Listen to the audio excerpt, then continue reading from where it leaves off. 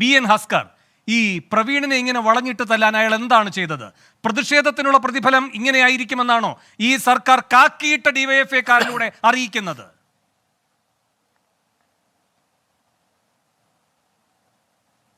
വേണു, കേരളത്തിൽ ആദ്യമായിട്ടാണ് പോലീസ് മാർച്ചിന് നേരെ പോലീസ് ഏതെങ്കിലും ഒരു പ്രസ്ഥാനത്ത് യുവജന പ്രസ്ഥാനം നടത്തിയുള്ള സമരത്തിന് നേരെ തല്ല് കടത്തി എന്നുള്ള അർത്ഥത്തിലാണ് ഇപ്പോൾ അബിൻ വർക്കിയും അങ്ങുമൊക്കെ ചോദ്യങ്ങൾ ചോദിച്ചുകൊണ്ടേയിരിക്കുന്നത്. ഞാൻ ഓർത്തു പോവുകയാണ്, പണ്ടൊരു വിദ്യാർത്ഥി സമര കാലഘട്ടത്തിൽ കേരള സർവകലാശാല യൂണിയന്റെ ചെയർപേഴ്സൺ വനിതയുണ്ട്. BN ഹസ്കർ, ഒരു സംശയം ചോദിച്ചോട്ടെ? ഒക്ടോബർ 7-നാണോ ആദ്യമായൊരു ഹമാസ് ആക്രമണം ഇസ്രായേലിലേക്ക് ഉണ്ടായത്? ആദ്യമായിട്ടാണോ ഇസ്രായേൽ അതിന്റെ ഭാഗമായി തിരിച്ചടിച്ചത്? അങ്ങനെ ആദ്യമായി ഉണ്ടായ സംഭവം എന്ന നിലയിൽ നാം അതിന്റെ ഉത്കണ്ഠ പങ്കുവയ്ക്കുകയാണോ ഈ 100-ാം ദിനം കഴിയുമ്പോഴും ഇസ്രായേൽ പലസ്തീൻ സംഘർഷവുമായി ബന്ധപ്പെട്ട്? അങ്ങനെയല്ലല്ലോ.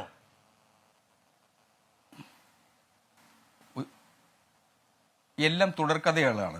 കേരള പോലീസിനെ സംബന്ധിച്ചിടത്തോളം പോലീസ് മാർച്ചിന് നേരെ ലാത്തിചാർജ് നടത്താറുണ്ട്. ഞാൻ പറഞ്ഞു വന്നത്, തിരുവനന്തപുരം ജില്ലയിൽ ഒരു വനിതാ നേതാവിനെ കേരള സർവകലാശാല യൂണിയന്റെ ചെയർപേഴ്സണായിരുന്ന ശ്രീമതി ടി ഗീനാകുമാരി, ഞങ്ങളുടെയൊക്കെ കാലഘട്ടത്തിൽ ഞങ്ങളോടൊപ്പം വിദ്യാർത്ഥി സംഘടനാ പ്രവർത്തനം നടത്തിയിട്ടുള്ളതാണ്. ആ ടി ഗീനാകുമാരിയുടെ തലതല്ലി പൊളിച്ചതാണ് കേരള പോലീസ്. അന്ന് ആരും ഈ രോക്ഷപ്രകടനം കേരളത്തിൽ നടത്തിയതായി ഞാൻ കണ്ടില്ല. ഒരു മാധ്യമവും അതിൻ്റെതായ രീതിയിൽ ഇങ്ങനെ ചർച്ചകൾ നടത്തിയതായി നമ്മൾ ആരും കേട്ടതുമില്ല. അപ്പോൾ സ്വാഭാവികമായി പോലീസിന്റെ തല്ല് ലഭിക്കുമ്പോൾ, യൂത്ത് കോൺഗ്രസ് പ്രവർത്തകർക്ക് തല്ല് ലഭിക്കുമ്പോൾ അതിലിങ്ങനെ രോക്ഷപ്രകടനം നടത്തേണ്ട എല്ലാ വിദ്യാർത്ഥി യൂത്തുകാർക്ക് മാത്രമായി തല്ല് കിട്ടുമ്പോൾ മാധ്യമങ്ങൾക്ക് വേദനിക്കുന്നു എന്ന രൂപത്തിലല്ല ഒരു വികസിത ജനാധിപത്യ സംവിധാനത്തിൽ അതിനെ മുന്നോട്ട് നയിക്കാൻ ഉത്തരവാദപ്പെട്ട ഒരു സർക്കാർ സംവിധാനം പ്രവർത്തിക്കേണ്ടത്. അതിന്റെ ഭാഗമായി നിൽക്കുന്ന അങ്ങേപ്പോലെയുള്ള ഇടതുപക്ഷ മനസ്സുകൾ ഈ വിഷയത്തെ സമീപിക്കേണ്ടത്. ജനാധിപത്യത്തിൽ എല്ലാ കാലഘട്ടത്തിലും സമരങ്ങൾ നടന്നിട്ടുണ്ട്. സ്വാതന്ത്ര്യ സമരം മുതൽ നാം പരിശോധിച്ചു കഴിഞ്ഞാൽ സമരങ്ങളിൽ എല്ലാ കാലഘട്ടത്തിലും മർദ്ദനോപകരണമായി പോലീസ് മാറിയിട്ടുണ്ട്. പക്ഷേ ഇവിടെ നടാടെ നടക്കുന്ന മർദ്ദനോപകരണം എന്നാണ്. നിങ്ങൾ മറ്റ് ദൃശ്യങ്ങളൊന്നും കാണിക്കാതെയും കാണാതെയും ഇരിക്കുന്നത് എന്തുകൊണ്ടാണ്? പോലീസിന് നേരെ നടത്തുന്ന ആക്രമണങ്ങൾ, കല്ലേറുകൾ, പട്ടിക ഉപയോഗിച്ചുകൊണ്ട് പോലീസിനെയും വനിതാ പോലീസിനെയും ആക്രമിക്കുന്നത് സ്വാഭാവികമായും പോലീസിനെ സംബന്ധിച്ചിടത്തോളം യൂണിഫോംഡ് ഫോഴ്സ് എന്ന നിലയിൽ അവർക്ക് അങ്ങനെ പ്രതികരിക്കേണ്ടി വരുമെന്നേ.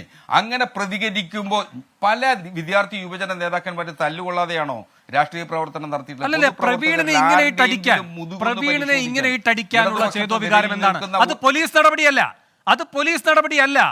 ഹസ്കർ, അങ്ങേക്ക് അവരുടെ ആ പറയുന്ന പോലീസ് സംവിധാനത്തിന്റെ ആ സംഘത്തിന്റെ ഇടപെടൽ, അതിലെ രീതി, അതെല്ലാം കണ്ടാൽ മനസ്സിലാക്കാൻ കഴിയും. അനിൽ എന്ന ഗൺമാനെ പോലെയല്ല മറ്റൊരു ഗൺമാനും ഇതിപ്പോ എന്തോ പ്രീതി പിടിച്ചു പറ്റാനുള്ള അത്യുത്സാഹമാണ് കാണിക്കുന്നത്. കേക്ക് മുറിച്ച് വായിൽ വെച്ചു കൊടുക്കുക, നടന്നു പോകുമ്പോൾ ടോർച്ചടിച്ച് കാണിച്ചു കൊടുക്കുക. എന്തൊരു പ്രഹസനമാണിത്? വേണു, വളരെ കുറച്ചൊന്ന് പിന്നിലോട്ട് പോയാൽ കേരളത്തിന്റെ നിയമമന്ത്രിയായിരിക്കുന്ന സഖാവ് പി രാജീവിനെ എറണാകുളത്തിട്ട് തല്ലിച്ചതച്ച് അദ്ദേഹത്തിന്റെ ശരീരത്തിന്റെ ഓരോ രോമകൂപങ്ങളിൽ നിന്നും ചോര പൊടിഞ്ഞ് വസ്ത്രമടക്കം പിഞ്ചിക്കീറി പുറത്തു വരുന്ന ഒരു ചിത്രം ഇന്നും നിങ്ങൾ മാധ്യമങ്ങളിൽ ആർക്കൈവ്സിൽ പരിശോധിച്ചാൽ കിട്ടില്ല. അതുകൊണ്ട് പ്രവീണിനെ അടിക്കാമെന്നുള്ള പി രാജീവിനെ കിട്ടിയതിന് ഇന്നിപ്പോ പ്രവീണിനെ വളഞ്ഞിട്ടടിക്കുക, അതാണ് അതിന്റെ കാലനീതി എന്നാണോ താങ്കൾ സ്ഥാപിക്കാൻ നോക്കുന്നത്? ഒന്നുകിൽ പോലീസിന്റെ ഒപ്പം നിൽക്കുക, അല്ലെങ്കിൽ പോലീസിൽ നിന്ന് മാറി നിൽക്കുന്നത്. ഇപ്പൊ രണ്ടുമല്ല. പോലീസ് യൂണിഫോംഡ് ഫോഴ്സ് ആണെന്ന് പറഞ്ഞിട്ട് ചെയ്യുന്നു. യൂണിഫോംഡ് ഫോഴ്സ് ചെയ്യുന്ന രീതിയാണ് ഇങ്ങനെ കാണുന്നത്. അനിലിനെ യൂണിഫോംഡ് ഫോഴ്സിന് കൺവെട്ടത്ത് എവിടെയും കാണാൻ കഴിയുന്നില്ലല്ലോ. അല്ല, സന്ദീപിനെ കാണാൻ കഴിയുന്നില്ലല്ലോ കോടതി പറഞ്ഞിട്ടും. ഈ പ്രവീണിനെ മാത്രമാണ് കാണുന്നത്. ആ കാഴ്ചയുടെ അപാകതയെ പറ്റിയാണ് സംസാരിക്കുന്നത്. അതൊരു യൂണിഫോംഡ് ഫോഴ്സിനുള്ള കാഴ്ചക്കുറവ് മാത്രമല്ല, അതിന്റെ പിന്നിൽ നിൽക്കുന്ന ബുദ്ധി കേന്ദ്രങ്ങളുണ്ട്. ഇവർക്ക് പ്രീതി പിടിച്ചു പറ്റാനുള്ള അത്യുത്സാഹമുണ്ട്. അതിനല്ല ഈ സതീശൻ പറയുന്ന പോലെ ആരാന്റെ മക്കൾ.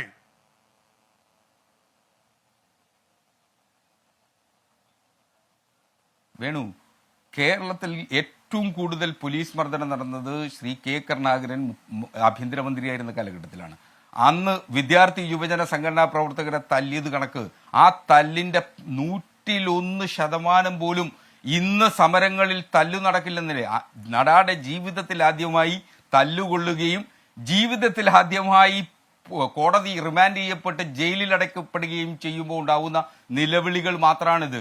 ആ നിലവിളികൾ പണ്ട് ഡിവൈഎഫ്ഐയുടെയും SFIയുടെയും പ്രവർത്തകരെ തല്ലിയപ്പോൾ ഞങ്ങളാരും കേട്ടില്ലെന്നേ. അതാണ് ഞങ്ങളുടെ വിഷമം.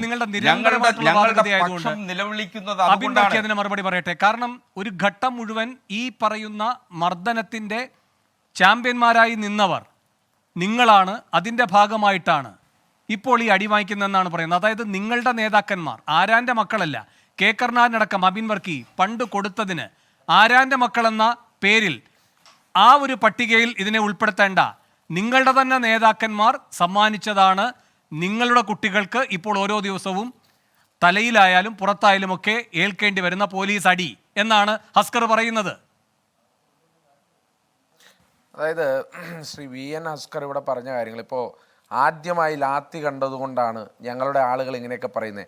ആദ്യമായി ലാത്തി കണ്ട വനിതാ സഹപ്രവർത്തകർ കോഴിക്കോട് ഗവർണറെ കരിങ്കൊടി കാണിക്കാൻ പോയപ്പോൾ പൊട്ടിക്കരയുന്ന ദൃശ്യം നമ്മൾ കണ്ടതാണ്. പക്ഷെ അത് യൂത്ത് കോൺഗ്രസിൻ്റെയും കെ എസ് യുവിൻ്റെയും സമരത്തിലായിരുന്നില്ല ശ്രീ ഹസ്കർ, അത് SF-യുടെ സമരത്തിലായിരുന്നു. അന്ന് അവർ പൊട്ടിക്കരയുന്ന ആ വനിതയെ ചേർത്ത് പിടിച്ചുകൊണ്ട് കരയല്ലേ മോളൂസെ എന്ന് പറയാൻ കേരളത്തിലെ വനിതാ പോലീസ് ഉണ്ടായിരുന്നു. പക്ഷേ ശ്രീ ഹസ്കർ, കണ്ണൂരിൽ ഞങ്ങളുടെ സഹപ്രവർത്തകയുടെ മുടിയിൽ ചവിട്ടിപ്പിടിച്ച് അവരുടെ കയറി റോഡിലൂടെ റിയ നാരായണൻ എന്ന് പറയുന്ന അഴീക്കോട് അസംബ്ലി ജനറൽ സെക്രട്ടറിയെ റോഡിലിട്ട് വലിച്ചിഴച്ചു കൊണ്ടുപോകുമ്പോഴും റിയയുടെ കണ്ണിൽ നിന്ന് ഒരിറ്റ് കണ്ണുനീര് വീണിട്ടില്ല ഹസ്കർ.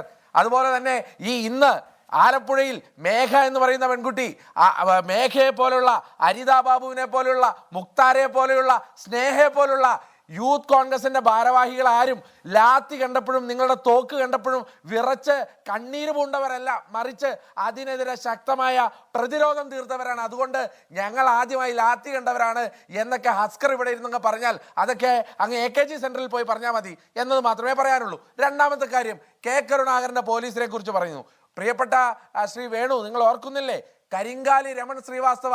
ആ കരിങ്കാലി രമൺ ശ്രീവാസ്തവയാണ് സർ ഇന്ന് പോലീസ് വകുപ്പിനെ ഉപദേശിക്കാനിരിക്കുന്നത്. എന്തിയെ ശ്രീ ഹസ്കർ?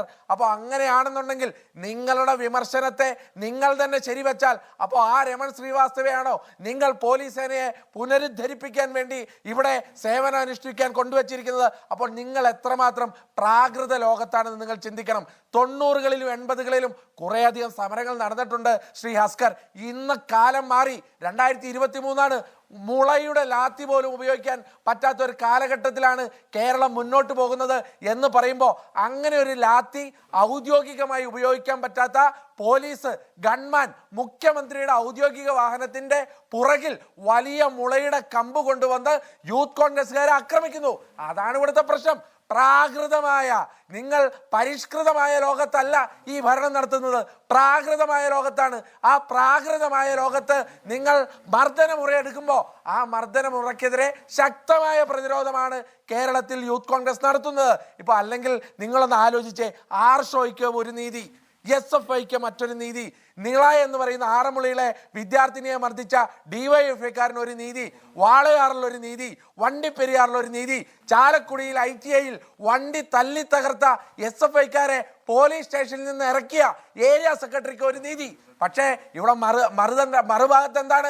ഇവിടെ രാഹുൽ മാങ്കൂട്ടത്തിന് മറ്റൊരു നീതി, MP പ്രവീണിന് മറ്റൊരു നീതി, റിയ നാരായണന് മറ്റൊരു നീതി, പഴയങ്ങാടി മുതൽ ഇങ്ങ് തിരുവനന്തപുരം വരെ നവകേരള സദസ്സിന് സമരം നടത്തിയ യൂത്ത് കോൺഗ്രസ്സുകാർക്ക് മറ്റൊരു രീതി.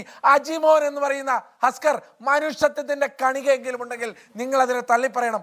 അജിമോൻ എന്ന് പറയുന്ന മുട്ടിന് താഴെ ചലനമില്ലാത്ത, മുട്ടിന് താഴെ വളർച്ചയില്ലാത്ത യൂത്ത് കോൺഗ്രസിന്റെ ഒരു ഭാരവാഹി ഒരു കരിങ്കൊടി കാണിച്ചിട്ട് DYFIക്കാരൻ പുറകെ നിന്ന് ചവിട്ടിയിട്ട് അവനെതിരെ ഒരു സംഘടനാപരമായ നടപടിയെടുക്കാൻ പറ്റാത്ത നിങ്ങൾ ഏത് പ്രാകൃത ലോകത്താണ് ശ്രീ ഹസ്കർ ജീവിക്കുന്നത്?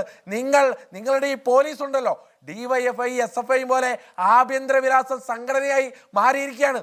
ഗുഡ് സർവീസ് സെന്ററിക്ക് വേണ്ടിയുള്ള മത്സരമാണ് പോലീസ് നടത്തുന്നത്. ഏറ്റവും കൂടുതൽ യൂത്ത് കോൺഗ്രസ്സുകാരെ ആക്രമിക്കുന്നവന് ഗുഡ് സർവീസ് സെന്റർ കൊടുക്കും. അതിനുവേണ്ടിയുള്ള മത്സരമാണ് കേരളത്തിലെ പോലീസ് നടത്തുന്നത്. ഇന്നിപ്പോ പ്രവീണിനെ, ഇപ്പോ വേണുവാദ്യം ചൂണ്ടിക്കാണിച്ചില്ലേ, പ്രവീണിനെ വലിച്ചകത്തേറ്റിട്ട് മനഃപൂർവ്വമായി അടിച്ചു മർദ്ദിക്കാൻ നേതൃത്വം കൊടുക്കുന്ന ആ പോലീസുകാരൻ ഉണ്ടല്ലോ, ഡിവൈഎഫ്ഐയുടെ വേഷമണിഞ്ഞ പോലീസുകാരൻ, കാക്കി അണിഞ്ഞ ഡിവൈഎഫ്ഐക്കാരൻ, അവരുൾപ്പെടെയുള്ളവർ അനുഭവിക്കാൻ പോകുന്നതേ ഉള്ളൂ. ഞങ്ങൾ ഇതിനെതിരെ കൃത്യമായ നടപടി. ഇവനൊന്നും പെൻഷൻ മേടിക്കാൻ പോകുന്നില്ല വേണു, ഇവനൊന്നും കേരളത്തിന്റെ ചരിത്രത്തിൽ പെൻഷൻ എന്നതുകൊണ്ട് വീട്ടിൽ ചോറ് വെക്കാൻ പോകുന്നില്ല എന്നുള്ളത് ഈ പോലീസുകാരനൊക്കെ മനസ്സിലാക്കിക്കോ.